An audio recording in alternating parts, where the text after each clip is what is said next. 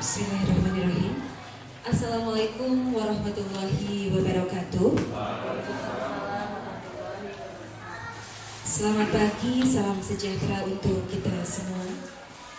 Bismillah, walhamdulillah, wala haula wala quwata illa billah. Wassalatu wassalamu ala rasulillah wa ala alihi wasahbihi wa mawalahi wa ba'du. Yang terhormat Bapak Kepala Sekolah SMPN 1 Bantarujung, yang kami hormati Bapak dan Ibu Guru beserta karyawan TU yang kami hormati. Pertama, marilah kita panjatkan puji dan syukur kehadirat Allah Subhanahu wa Ta'ala yang mana pada hari ini memberikan kesempatan kepada kita untuk berkumpul di ruangan ini dalam acara diseminasi aksi nyata calon guru penggerak tentang budaya positif yang akan disampaikan oleh Bapak Riki Jailani SPDI. Salawat dan salam semoga tetap tercurah limpahkan kepada Nabi besar Muhammad Sallallahu Alaihi Wasallam. Hadirin yang kami hormati, marilah kita awali kegiatan hari ini dengan membaca basmalah bersama-sama. Bismillahirrahmanirrahim. Selanjutnya adalah sambutan dari Kepala Sekolah SMPN 1 Bantarujung. Yang terhormat Bapak Ali Gasa SPD MPD, disilakan. Terima kasih. Assalamualaikum warahmatullahi wabarakatuh. Innal hamdalillah wa syukurillah wa sholatu wassalamu ala rasulillah la hawla wa la quwwata illa billah. Rabbi shrah sadri wa yassir li amri wa hlul 'uqdatam min lisani yafqahu qawli. Bismillahirrahmanirrahim. Assalamualaikum warahmatullahi wabarakatuh. Terima kasih kepada pengatur waktu, penata acara Ibu Nomi yang sudah berkenan membantu. Terima kasih juga kepada Pak Kepala Sekolah yang sudah membuka acara hari ini. Terima kasih juga untuk Bapak Ibu Guru hebat SMPN 1 Bantarujung yang telah menyempatkan waktu dalam kegiatan kali ini. Tentunya ini berkaitan dengan tugas individu saya yang terkait aksi nyata modul 1.4 yaitu budaya positif. Dan di dalam tugas individu ini ternyata harus ada pengimbasan atau diseminasi ya, terkait budaya positif yang di dalamnya itu ada perubahan paradigma belajar, kemudian disiplin positif, motivasi perilaku manusia, kebutuhan dasar manusia, posisi kontrol guru, segitiga restitusi, dan juga keyakinan kelas. Nah, kita langsung saja ke materi yang pertama, yaitu paradigma perubahan paradigma belajar. Nah, dalam perubahan paradigma belajar ini, pembelajaran dengan paradigma baru itu dirancang berdasarkan prinsip pembelajaran yang berdiferensiasi. Ini kenapa diberikan tanda kutip ya. Nanti kita bahas bersama. Kemudian sehingga setiap siswa itu belajar sesuai dengan kebutuhan berdasarkan tahap perkembangannya untuk mewujudkan profil belajar Pancasila. Nah, dalam perubahan paradigma ini sebetulnya kita bersandar pada bagaimana kepada siswa-siswi kita. Gimana teh motivasi mana? Belum ya. Dan mudah-mudahan kita akan melakukannya di kesempatan ke depan. Kemudian tujuannya apa? Ya agar anak didik kita itu, kalau menurut Ki Hajar Dewantara itu, pembelajaran itu harus bersifat menuntun, ya, bukan memaksa. Kadang kadang saya suka memaksa kalau di kelas. Ayo perhatikan, jangan malah ngobrol, kamu nanti tidak bisa dan sebagainya. Itu sebetulnya kalimat atau kata-kata yang mengarah kepada memaksa, tapi kita tidak menyadarinya. Nah, jadi kita mulai berubah paradigma, berubah pola pikir. Kita jangan hanya terpaku mengintrospeksi siswa-siswi kita, sementara kita tidak melakukan introspeksi terhadap diri kita. dan terima kasih kepada Bapak Riki Zailani yang sudah menyampaikan pemaparannya tentang aksi nyata budaya positif. Sekarang kita lanjut ke sesi tanya jawab dan diskusi ya. Jadi mungkin tidak wajib. Ibu. Maju aja Pak. Ya, maju. Terima kasih. Assalamualaikum warahmatullahi wabarakatuh. Gini ya, setiap siswa itu tentunya datang ke sekolah dengan membawa motivasi yang berbeda-beda. Nah, dari sekian orang itu ternyata mungkin ada beberapa orang itu yang ternyata di kelasnya itu reha-reha, heureuy wae, mengganggu orang lain. Nah, dari perilaku-perilaku yang seperti itu, saya sering menyebut, oh ini motivasinya dalam hal belajar itu sudah berkurang. Datang dari rumah itu ke sekolah itu bukan membawa motivasi untuk belajar. Nah, pertanyaan saya, bagaimana untuk memotivasi siswa yang seperti itu? Ya, itu aja. Assalamualaikum warahmatullahi wabarakatuh. Waalaikumsalam. Pertanyaan yang bagus dari Pak Tata. Boleh langsung, kalau ada yang mau menjawab boleh juga Pak. Oh boleh. Langsung saja ya. Barangkali Bapak Ibu yang ada yang mau menanggapi.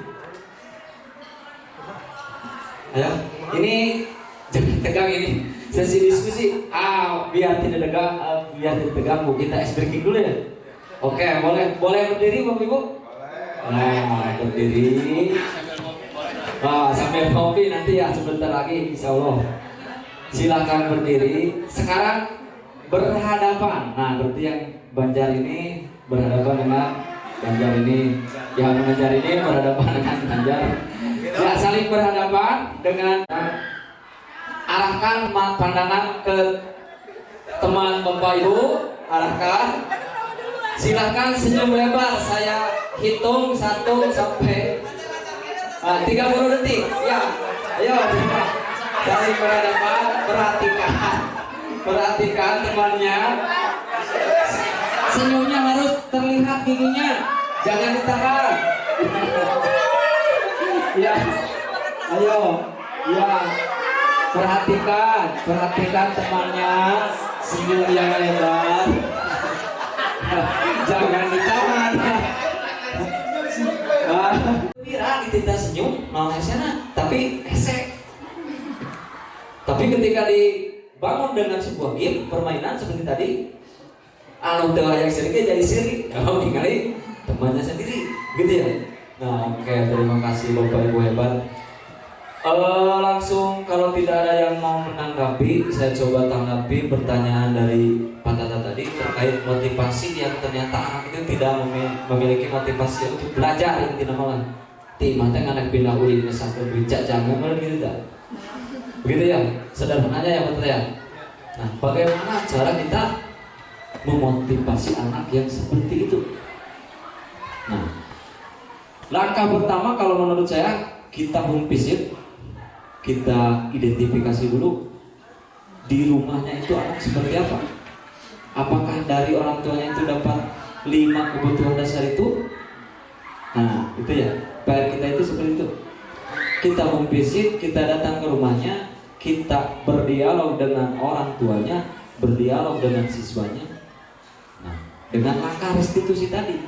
Jadi restitusi itu sebetulnya bukan cara menangani anak yang bermasalah saja, ya.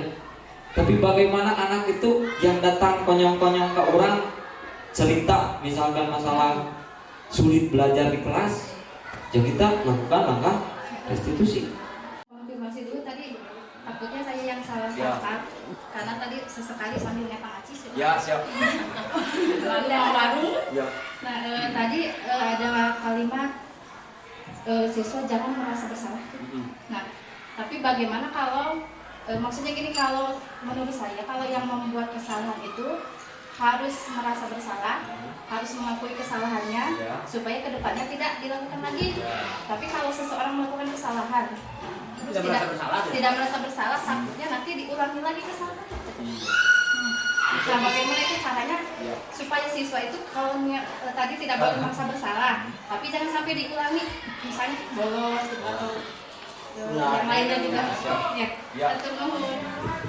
Terima kasih kepada Bu Epa, pertanyaan yang sangat luar biasa. Terkait bagaimana sih dari modul tadi, mungkin terdengar sama Bu Epa itu anak salah tapi tidak merasa bersalah. Nah, berarti ini kaitannya dengan pemaparan di restitusi ya. Restitusi itu bukan anak salah tapi tidak merasa bersalah. Kita kembali ke segitiga restitusi. Langkah yang pertama, mungkin ini yang disimak Bu Epa itu langkah yang pertama. Bagaimana kita menstabilkan identitas. Dalam menstabilkan identitas itu tadi ada kalimat jangan membuat anak merasa bersalah. Maksudnya di sini, jangan membuat anak lebih merasa bersalah. Begitu ya. Apalagi menghukum tadi kan. Jadi di langkah menstabilkan identitas ini kita merangkai kalimat. Nah, jadi kumaha intinya orang teh dititah jadi aktor atau kumaha. Jadi kita harus pandai merangkai kata seolah-olah kita tidak menyalahkan anak, walaupun anak itu kita tahu salah. Tapi usahakan gali di langkah yang kedua, validasi tindakan yang salah. Usahakan anak itu mengakui kesalahan yang diperbuatnya di tahap yang kedua, validasi tindakan yang salah. Jadi intinya Ibu, kesimpulannya jangan dari mulut kita keluarnya, tapi harus dari mulut anak, gitu ya. Jadi kita hanya memancing-mancing, membuat umpan agar si anak itu satu mengakui kesalahan, dua mencari solusi dari kesalahan yang dilakukannya. Nah, tidak mengulangi. Pasti di akhirnya seperti itu. Ya. Contoh, ketika misalkan kita panggil anak, berarti kita lakukan menstabilkan identitas. Tadi katanya bertengkar ya di kelas. Ini membuat kita jadi banyak sharing gitu ya sama teman-teman kita gitu. Boleh, nanti kan kita udah punya kombel, udah punya komunitas belajar gitu. Kita belum berjalan. Nah itu jadi kita banyak diskusi, jadi banyak kegelisahan tadi kita tampung ya biar nggak dihem-hem kesorangan gitu ya. Akhirnya jadi darah tinggi. Abdi ya. Mungkin untuk sesi ini kita akhiri saja dulu ya. Tidak lupa kami ucapkan terima kasih kepada Ibu dan Bapak atas partisipasi yang sangat positif bagi kegiatan ini. Terima kasih juga untuk calon guru penggerak Pak Riki Zailani SPDI yang sudah dengan sangat luar biasa memaparkan aksi nyata tentang budaya positif. Semoga ini menjadi hal yang bermanfaat untuk kita terapkan dalam proses pembelajaran kita bersama anak-anak kita.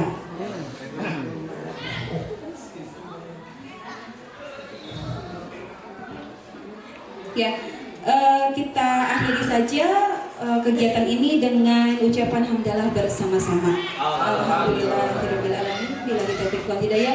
Wassalamualaikum warahmatullahi wabarakatuh. Atur nuhun Bapak Ibu sadayana. Sami-sami.